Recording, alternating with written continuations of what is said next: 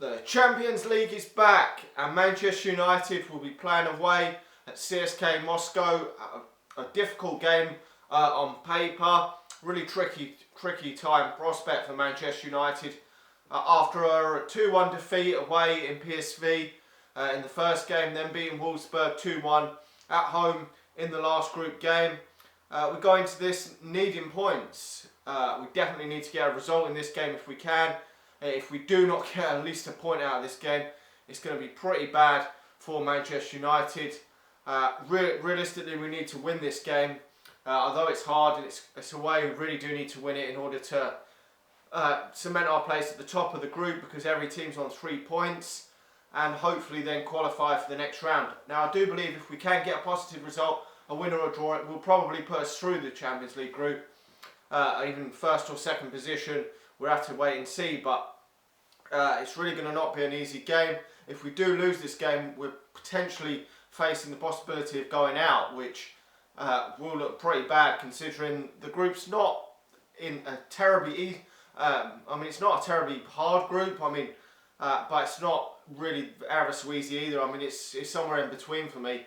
Cska Moscow and Wolfsburg are not exactly mugs, but for me, PSV are a pretty poor side, and that was the disappointing one to lose that first game of the group. But we go into it with positivity, obviously beating Everton 3-0 away at the weekend. Not many people expecting that, so we do go into it pretty positive. I did watch Cska Moscow last year, which seems like a lifetime ago, Manchester City away from home in the Champions League, and they underestimated them. Most pundits underestimated Moscow and thought that Manchester City were going to go there and blow them away. They were 2-0 up and let that slip, and they only drew 2-2. And I saw the return leg as well, and Cska Moscow won 2-1 in Manchester. So they are no mugs at all. They're unbeaten in the Russian league this season. So it's going to be a difficult game for Manchester United. Not going to be easy at all. So going into this game, I would pretty much pick the same starting lineup as we went for against Everton. Now, I haven't really done much research into Cska Moscow, but I did hear that one of their better players could be out injured. I heard that last week. I don't know if that's still true. Obviously, I don't want to see any of their players injured, but hopefully if they're not playing, it will give Manchester United a bit of an extra boost, because if we can get this game won and win the game against Cska Moscow at home in a couple of weeks, we'll be pretty much home and dry, which will be absolutely fantastic, because we can then hopefully rest some players going into the last 2 games. Hopefully we would have all practically qualified and rest some players, because we're still in the League Cup and he seems to be playing a pretty strong team in that. So we're going to need to rest some players at some point. So yeah, I would go with pretty much the same lineup as we went for against Everton. I don't think there's any real need to change it. I think we should keep Memphis Depay on the bench again. He probably will come back into the fold for that Middlesbrough game in the League Cup. But I think we really should go. Aaron Herrera played fantastically well in that number 10 role, so hopefully keeping him up there. And Martial, which I thought probably, when we signed him, I thought he would probably play on probably the other side, because I think he can play on either wing, and I thought that probably Mata would come into the number 10.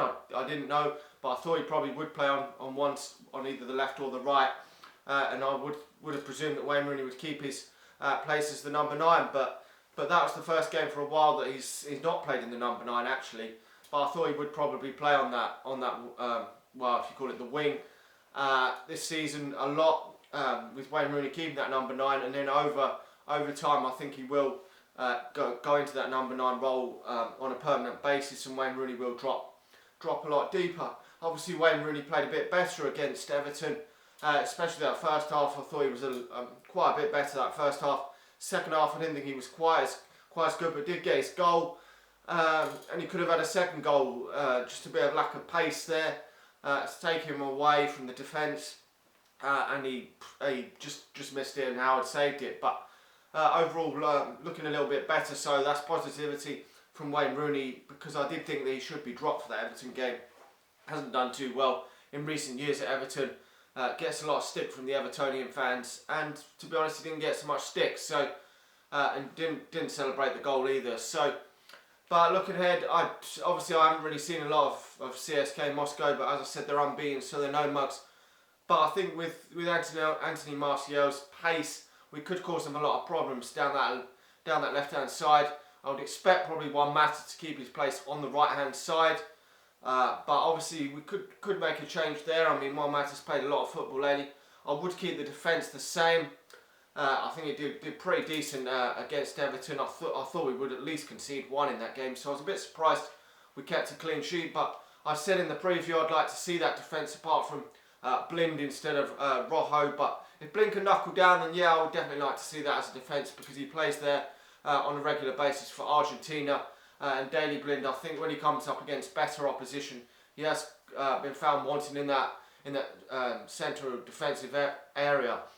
Now, obviously, Phil Jones is a central defender, so hopefully, if he can stay stay fit now, injury free, then hopefully him and Chris Smalling can form a good partnership. And who knows, could they possibly be the partnership for the Euros?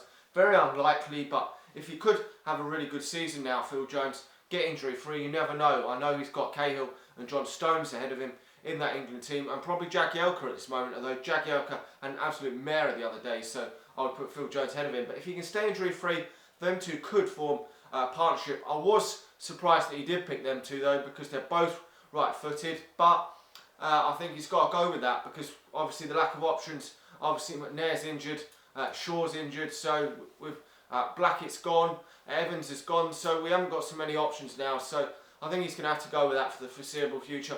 I'm hoping we can get a positive result in this game. I'm going to go for a 1-1 draw. I mean, I could actually see CSK Moscow winning this 2-1 actually even. So probably 1-1 or 2-1 to Moscow. Hope I'm wrong with that, because I want to see us get the win.